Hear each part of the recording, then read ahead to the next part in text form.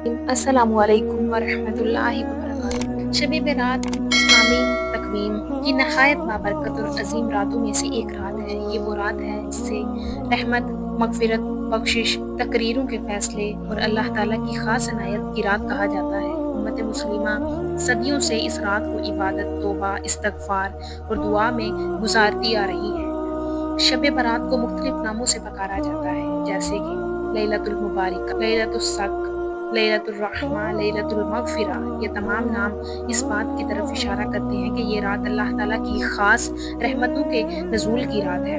شب برات کا لغوی اصطلاحی معنی ہے شب، فارسی زبان کا لفظ ہے جس کا معنی ہے رات کے ہیں، جبکہ برات عربی کے لفظ برات سے نکلتا ہے، جس کا مطلب ہے نجات، چھٹکارا، آزادی یا گناہوں سے بری ہونا۔ یوں شب برات کا مفہوم ہوا وہ رات جس میں اللہ تعالیٰ اپنے بندوں کو گناہوں سے نجات عطا فرماتا ہے۔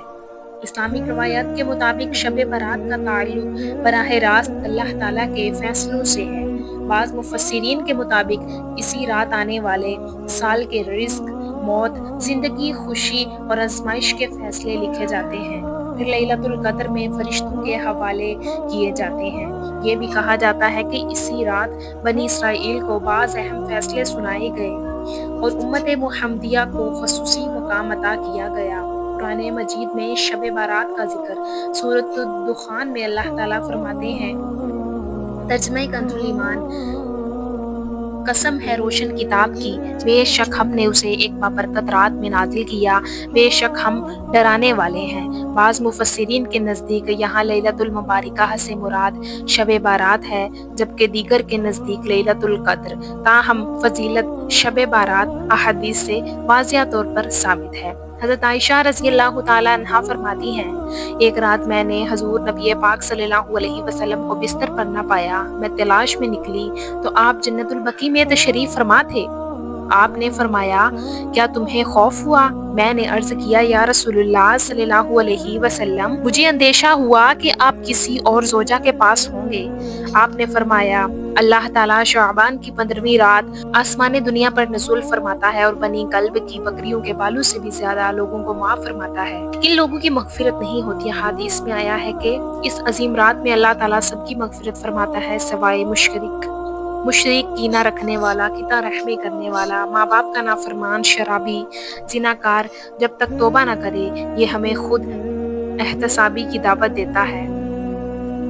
نبی پاک صلی اللہ علیہ وسلم کا شب برات کا معمول: حضور اکرم صلی اللہ علیہ وسلم اس رات عبادت، نفل نماز، تلاوت قرآن، دعا اور استغفار میں مشغول رہتے ہیں۔ اگرچہ آپ صلی اللہ علیہ وسلم نے کوئی مخصوص نماز یا طریقہ مقرر نہیں فرمایا، لیکن انفرادی عبادات کو پسند فرمایا۔ شب برات میں نفل نماز، تلاوت قرآن، استغفار اور توبہ، درود شریف کی کثرت، دعائیں مانگنا، قضائے عمری کی نیت۔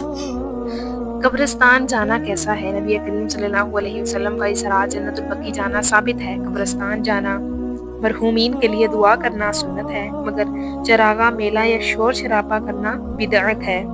یہ رات ہمیں یہ احساس دلاتی ہے کہ ہماری زندگی اللہ کے ہاتھ میں ہے۔ جو کچھ ہونے والا ہے وہ اس کے علم میں ہے، مگر دعا تقدیر کو بدل سکتی ہے۔ آج کا انسان مادیت میں گم ہو جاتا ہے۔